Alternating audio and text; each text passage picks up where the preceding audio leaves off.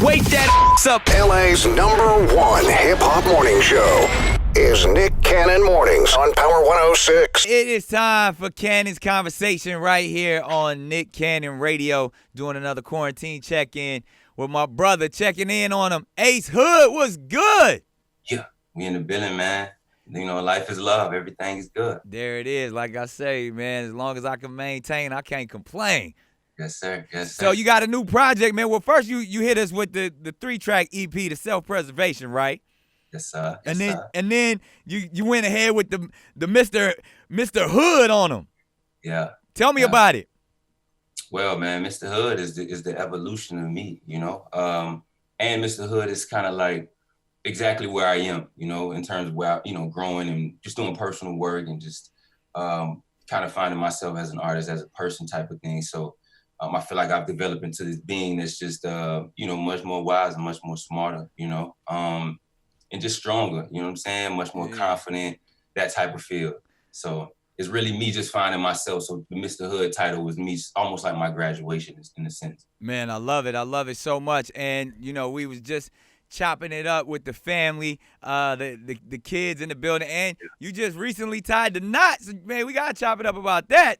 Yeah, Congrats. yeah. Thank you, brother. God is good. So, I mean, was it was just like, yo, it's that time. And tell me, was you nervous? Was it the butterflies? And because now that you're Mr. Hood, was it like that? All right, it was the manly thing to do. I'm going to go ahead and be an honest man out here in these streets. Yeah. Well, part of it was that, I think for me, I think the moment is when I really decided to say, cool, I'm going to go independent. I think life changed for me. That was about 4 or 5 years ago. So I think just that independent journey has like, it transformed me, and I use it as like my transformation.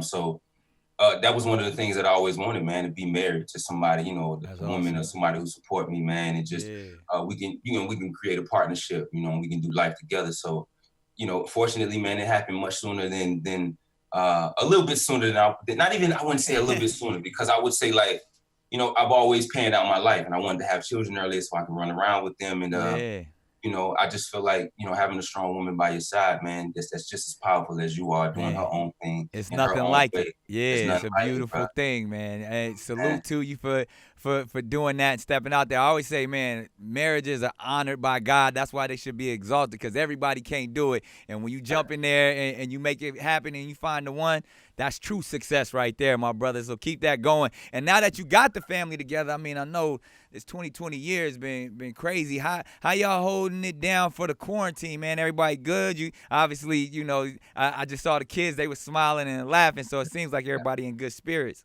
Yeah, everybody good, bro. Everybody good. I mean, we have our moments, I think, just dealing with everything in the world and everything that we seeing. We got the moments, but most importantly, man, for us is just we love on each other, spending time with each other. Yeah. So just making sure it's about that and not getting confused and all the fear and frustration and just the noise in the world, but just reminding ourselves to be present. Yeah. Just to love each other, man, and just to figuring out the best way to be able to move forward through all of this. Indeed. And speaking of noise in the world, man, you was on the front lines out there for the people, for the cause, man. Tell me what made you make that decision, even in the midst of all that's going on with the pandemic. It's bigger than me. Yeah. All of this is happening is bigger than all of us. You know what I'm saying? So it's like, it's just me just doing my part, just doing what I feel like I can do in this particular moment. In my city, I'm from Broward County. I grew up in Deerfield. So, anytime they having march, anything they having in the city, like, I got to be a part of that, because people need to see that. We need examples. We need to see people speaking. We need to see people marching and just being people. Yeah. Not always connected to the artistry or whatever, but just being human beings and being able to so people can see that example and know look, man, I'm out here, no security with my people, with my family and stuff, and what we supporting, because that could be my brother too. You know what I'm saying? That's a black man, his life got taken. So it's like, I think, but it was beautiful in the same sense how multicultural it was, a lot of white people out there supporting, Indeed. Just stuff like that, and continuing to have those type of conversations. And so just being out there on the front line, man, just meant everything to me. And every time it go down, I'm out there front line every time. Man, and you've always been a conscious and enlightened brother. But sometimes your area in which you from gets a bad rap. Just Florida in general, a lot of times, man. How do you address that, even when you want to speak to your people, and even in our own communities? things be going wild. But then even outside of that, just like Florida gets a bad rep for so many different things. You always see Florida man this and Florida man that. How do you speak to that? Validate. I think validation is important before we can have new conversations. It's to validate the environment that we in, the environment that we grew up in. Not saying that it doesn't exist, because it was very much toxic with the way that I grew up, and pretty much a lot of my homeboys and stuff. So I don't know, man. Florida is just that place. It's hot down here. I'm just speaking on where I grew up at, man. It was always a lot of just bad energy in the hood and stuff like that. But for me, it's just to, validate our circumstances, understanding like, look, we understand that, we might not have as much resources. We understand we Black men. We understand that, like, what we do have as opposed to what we don't have, and how much, how tough it is to get to where we want to go. Right. So it's just validating, saying, man, look, I know it's tough. I know it's hard, but we can't stay in this place. We can't stay in this place of fear. So for me, that's how I'm trying to address it now. It's just validating where we are and what we feeling, and the people are frustrated, and like the streets is real where I'm from. You know what I'm saying? And just Florida in general. So validating their perspective and saying, look, bro, we got to move. We hear you. We hear you. Nah, because when you don't validate, at least say, I hear you. It's like, hold on, but you don't understand why I'm the way I am. You know what I'm saying? So, right. Yeah. Man, that's strong saying that, especially just saying like you got to validate your peers, and then brothers like yourself who had the opportunity to do something positive with their lives, to turn around and come back and validate and show your artistry and speak through your artistry, even though your community gets a bad rap and stuff. You're not saying, but you saying, I hear you. So let's grow and walk together, man. And we need a lot more of that. So, and like you said, even going independent and taking the business to your own hands and understanding that and elevating yourself. Do you continue, there's been a lot of brothers in the music game who have, carried that flag and said, I'm going to show my brothers how to do it. Are you going to continue to do that with your artistry and in your music, just kind of leading that charge? Oh, yeah. Because I don't know, man. I just believe in becoming the example. I think that we've believed, been taught to believe certain things, whether in terms of like hip hop or just, the way that we should do things. So I think we just need a real representation of what that looked like.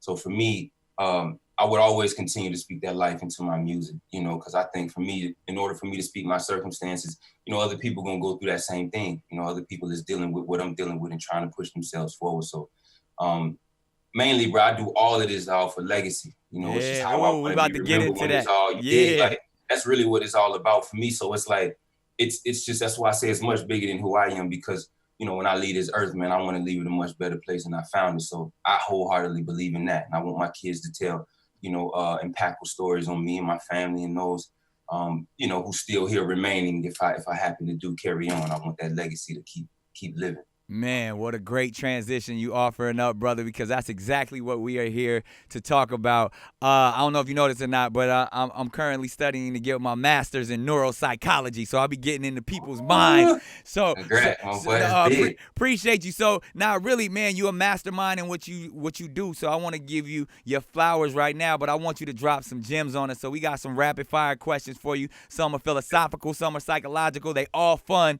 There's no right or wrong answers. We just want to get into the mastermind of Mr. Hood. All right, so let's do it. The first icebreaker question. There's a psychological study, man, and they say there's only truly two emotions, that it's love and fear. All other emotions stem from those two spots.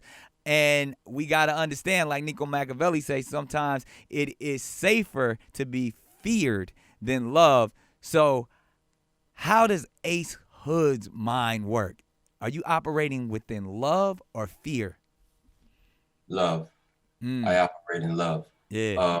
But I think to be, completely honest, I don't always operate from a space of love. I think that it's just a normal balance of the body or just life and the chakras and stuff. So it's like, sometimes I get in that space to where it's like, you feel fear. But the thing about it is I don't stay in that place. I think like I'd rather be and live on the highest frequency possible. There it is. Love and joy and all of that stuff is the highest frequency to actually live on. So, And, you know, in terms of manifesting and calling things forward for yourself, Speak like it into that's the existence. space I want to live in. But depending on my environment and where I am, Sometimes they got to you can respect also and live. have reverence. Yeah. And you can live off that fear. You can turn that fear and it can protect you in so many ways too, if it's if you utilize it the right way. So Indeed.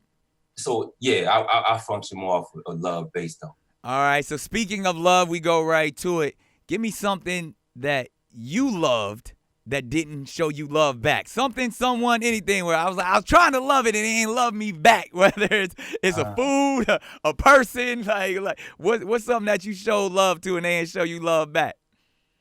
I showed love to, but they ain't show me love back.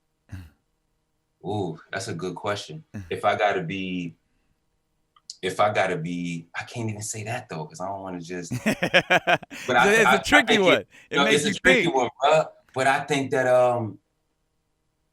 I think sometimes if I feel that feeling anywhere in my life, I think it would be sometimes in the music. Sometimes in the music. Yeah, right. As an artist, you pour your heart into it, and you don't get the return you want sometimes. Right. Yeah. So I think like I've experienced some of that, an independent journey of just just putting out great work and feeling like it should get more eyes. Not that it's being underappreciated, but just that I wish more people were on this type of, you know what I mean? Yeah, I feel your pain, my brother, for sure. Indeed, I understand that. All right, now we're going to go to fear real quick. Now, even though we know you're a fearless individual, there has to be something that Ace Hood is scared of. What is the one thing that your greatest fear in the world? Oh, man. Might be the ocean. Yeah, I hear you. And you from Florida. I'm from Florida, bro. You feel me? And it's something about large body of water. And like being out in the middle of the ocean, like not just getting in the, you know what I mean? The shoreline. The unknown, man. We don't have no control out there. Come on now. Yeah. That's what I'm saying. Yeah. But I do think like I want to change that feel because like it's conquer all. Yeah, man. Yeah. Nah, real talk. All right, Ace Hood's greatest accomplishment. Ooh, greatest accomplishment. Owning my masters, I feel like. Owning my masters and that'd be my marriage. Wow. Man, those are two powerful M's right there. and still making M's. I hear you. Now, let's talk this. If we talk greatest accomplishment, we definitely got to talk biggest mistake. What's Ace Hood's biggest mistake? Ooh, my biggest mistake. My biggest mistake. That is a good question. Ooh, biggest mistake.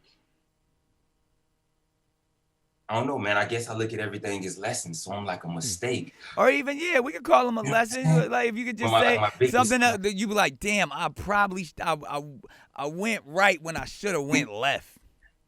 See, that's the thing, because I don't. Like I ain't made no mistakes. Yeah, not even that I made a mistake, but it's just that I choose to see the lesson in it. So it's like. Yeah. Well, what's the biggest lesson you've learned thus far? Probably the biggest lesson that I've learned is that you can't do it on your own. That even though that, we all know it, it's still like bringing your team with you. Yeah. Putting minds together. None of us is great as all of us. Right. So I think that's the space that I as I think about it, I probably would have done it a little bit different, I guess, in terms of like finding my team in this space. You know what I'm saying? Real talk. That probably was the biggest lesson because I had to go out on my own, and then within that journey was a lot of personal work and a lot of other shit. And it's just I probably wouldn't have done it that way. I would have had like found a mentor, a life coach at that particular point to help like ease me through some of them situations that was once tough in my life. Yeah, it could have been a lot easier, and it's like, yo, you could have smoothened this out, and it could have been more beneficial to you, but. You just decide to, play the warrior route type shit. There it is. Understood. Yeah. All right, we lighten it up real quick. Ace Hood's favorite movie. Damn, what's my favorite movie right now? Of all time, too. It could be either. I know. Favorite movie of all time. I don't know why Training Day popped in my mind. Oh, that's up there. Movie. Yeah, Alonzo. Denzel doing his thing. Exactly. That was my shit, dog. That one is fire for sure. All right, you're on an island. You only can take 3 items. What are those 3 items that you taking? On an island, I'm taking 3 items. I got my phone with me. All right. Shit. Yeah, 3 items. I got a boat with me. The smart man. Smart man. Get the brain 3. That's funny. I'm like items. Yeah. One more. A phone and a boat. So it sounds like it's a vacation already. Phone, boat, and I'm gonna bring like a flare. Okay, just to let them know you out there. Let them know I'm out there, just in case it go wrong and the boat might, we sink the boat. Something got to go in the air. Hey, let y'all know. Hey, there it is. That's the island of Ace Hood's mind right there. Ace Hood's favorite cuss word. I ain't big on cuss word. Probably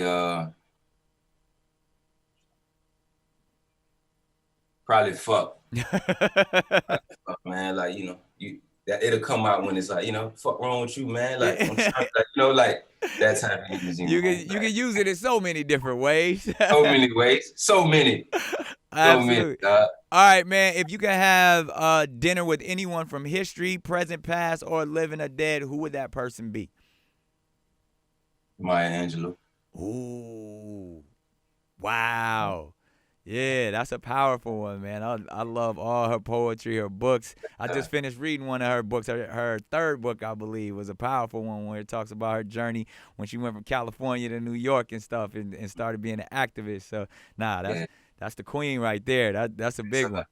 All right, one album that you could listen to for the rest of your life. You can't listen to nothing else but this album. What is that?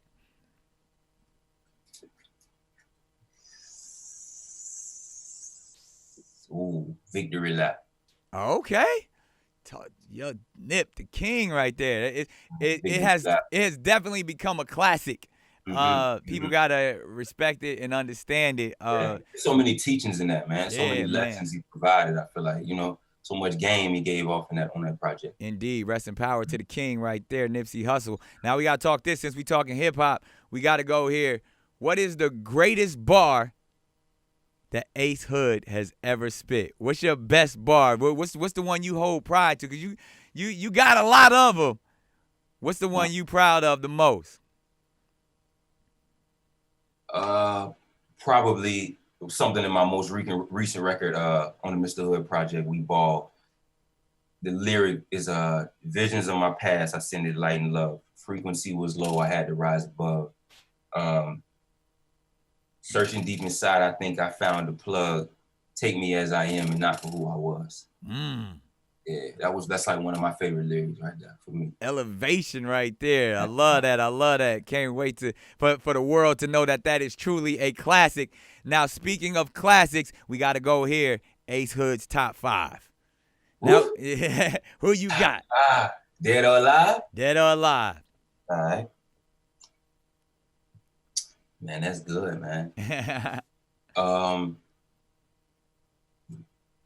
it's just for you. This your opinion. So you right? You don't have to put them in order, however it is.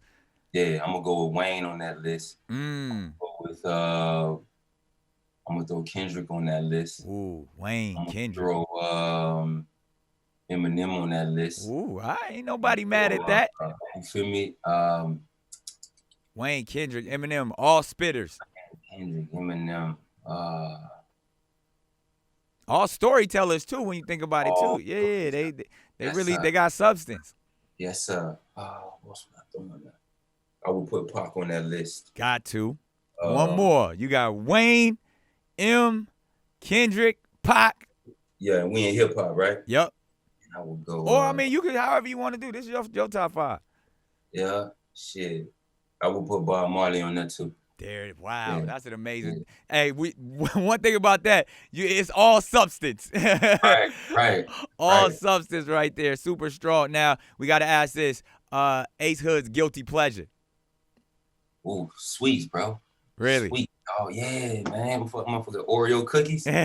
Even though you be in the gym stage, like man, what? Yeah, bro. For the most part, I eat good. You know what I'm saying? Like, but man, them sweets get to me, bro. You know, I fuck around, get them zebra cakes, the Swiss roll editions. Yeah. Fire. You know, the yellow pack of Oreos. There it is. You know what I'm saying? Shit like that get me. There it is. Understood. Now, I gotta ask you this: if we're gonna talk guilty pleasure, what's your most prized possession? Something that you hold on to, true to yourself, a physical item that's like, yo, I love this. What is it? Physical item. Oh man. That I hold dear to me.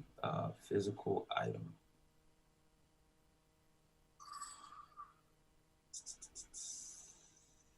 Good question, man. I like these questions. Yeah, man. We get to that mastermind of Ace Hood. Physical item. What would I say? Physical item, I would say. Let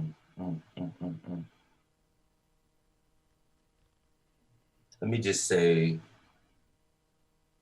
my microphone. I say my microphone. I feel you.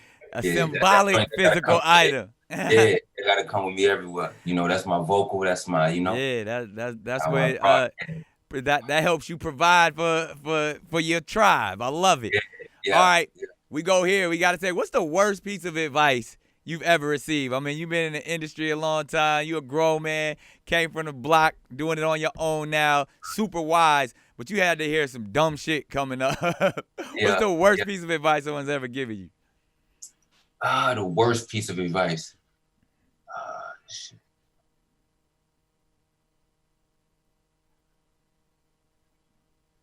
I don't know if this is like the worst piece. That's not the worst piece of advice. Because people do. But worst advice that I got. But this had to be like years ago. Worst advice.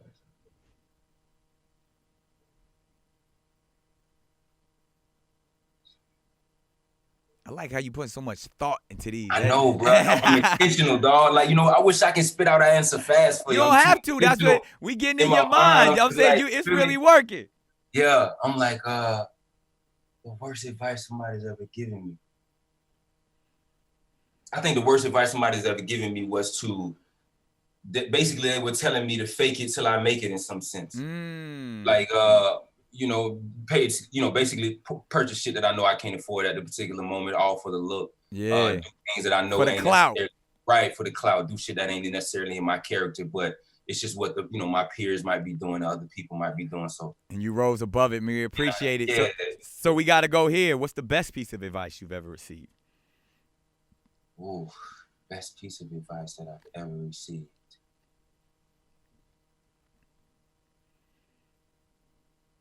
That everything you need is already inside of you. Ooh. That's the best piece of advice I've ever got. It's a powerful one right there. And then we always end the mastermind questions with this.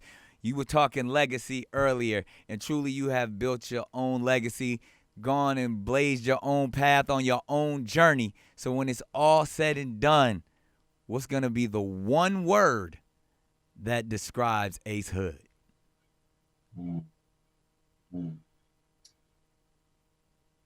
Selfless. Selfless. I was one with the people, you know what I mean? It was outside with the people. It was like I was with the people. It wasn't about celebrity or who I thought I was or anything like that. It was selfless. There it is, ladies and gentlemen. This has been an up close and personal Cannon's conversation with the one and only inside the mastermind of the selfless Ace Hood, my brother. Y'all go get that Mr. Hood. Yeah.